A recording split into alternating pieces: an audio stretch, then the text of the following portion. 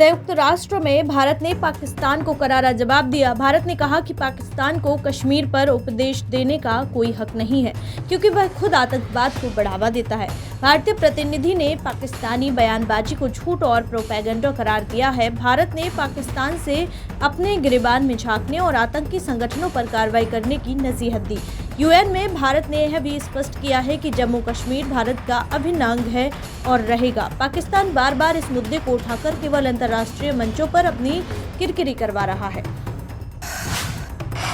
महाकुंभ 2025 ने एक नया इतिहास रच दिया है। अब तक 65 करोड़ श्रद्धालु संगम में स्नान कर चुके हैं, जो अमेरिका की आबादी से 2 गुना है। यह जनसंख्या अपने आप में एक विश्व रिकॉर्ड है।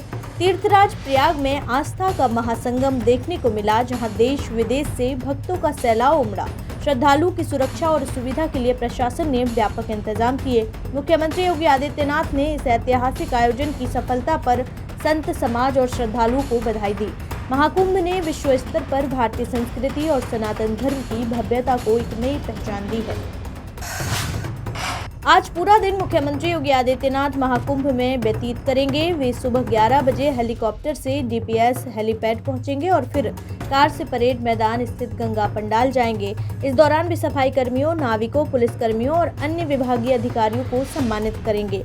महाकुंभ में स्वच्छता और व्यवस्था बनाए रखने में इन लोगों की अहम भूमिका रही है। योगी आदित्यनाथ मेले में की गई व्यवस्थाओं की समीक्षा भी करेंगे। उनके इस दौरे को लेकर प्रशासन पूरी तरह अलर्ट है। इससे पहले भी मुख्यमंत्री कई बार कुंभ नगरी का दौरा कर चुके हैं। महाकुंभ 2025 के सफल समापन पर मुख्यमंत्री योगी आदित्यनाथ ने इसे विश्व इतिहास की अभूतपूर्व घटना बताया। उन्होंने कहा कि यह आयोजन न केवल आध्यात्मिकता बल्कि एकता का भी संदेश देता है। योगी ने सभी श्रद्धालुओं, संत समाज, प्रशासन और पुलिस बल का आभार व्यक्त किया। उन्होंने कहा कि यह कुंभ भारत की सांस्कृतिक विरासत का साक्षात प्रमाण है। आयोजन के दौरान स्वच्छता, सुरक्षा और सुविधाओं की बेहतर व्यवस्था की गई थी, जिससे श्रद्धालुओं को कोई असुविधा न हो। उन्होंने संतों के साथ संवाद भी किया और महाकुंभ की सफलता को सभी के सहयोग का परिणाम बताया। भारतीय रक्षा अनुसंधान संगठन ने Naval anti ship missile short range का सफल परीक्षण किया।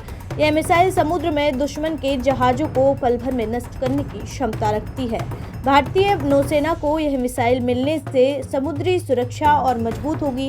यह हल्की, तेज और सटीक निशाने वाली मिसाइल है, जो स्वदेशी तकनीक से विकसित हो गई है।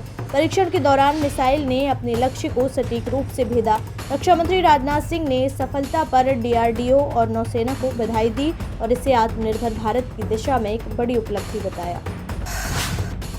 केंद्रीय मंत्री अश्विनी वैष्णव ने घोषणा की है कि भारत का पहला स्वदेशी सेमीकंडक्टर 2025 तक बनकर तैयार हो जाएगा। यह आत्मनिर्भर भारत अभियान की एक बड़ी उपलब्धि होगी। इस सेमीकंडक्टर का निर्माण माइक्रोचिप और इलेक्ट्रॉनिक्स उद्योग को मजबूती देगा। भारत में सेमीकंडक्टर निर्माण की दिशा में यह कदम गेम चेंजर साबित हो सकता है। सरकार की योजना है कि सेमीकंडक्टर उत्पाद के जरिए देश को इलेक्ट्रॉनिक्स क्षेत्र में वैश्विक स्तर पर प्रतिस्पर्धी बनाया जाए। वैष्णव ने बताया, इसके लिए कई कंपनियों के साथ करार किए गए हैं और जरूरी इंफ्रास्ट्रक्चर तैयार किया जा रहा है। मोदी सरकार ने पिछले 10 वर्षों में विभिन्न अदालती मामलों पर 400 करोड़ रुपए खर्च किए हैं। यह खर्च सरकारी योजनाओं, नीतियों और फैसलों के खिलाफ दायर मुकदमों में हुआ। सरकार ने यह आंकड़े संसद में पेश किए। इसमें बताया गया कि केंद्र सरकार विभिन्न मंत्रालयों और विभागों की ओर से चल रहे कानूनी मामलों की निगरानी कर रही है। सरकार का दावा है कि कई मामलों में उसने न्यायपालिका में अपना पक्ष मजबूती से रखा और देश हित में फैसले कराए। हालांकि इस खर्च को लेकर विपक्ष सवाल उठा रहा है और इसे सरकार की कानूनी विफलता बता रहा है। मणिपुर में मुख्यमंत्री पद को लेकर चर्चाएं तेज हो गई हैं। भाजपा के 22 विधायक 3 नामों पर सहमत हो गए हैं और 10 मार्च से पहले सरकार बनने की उम्मीद है।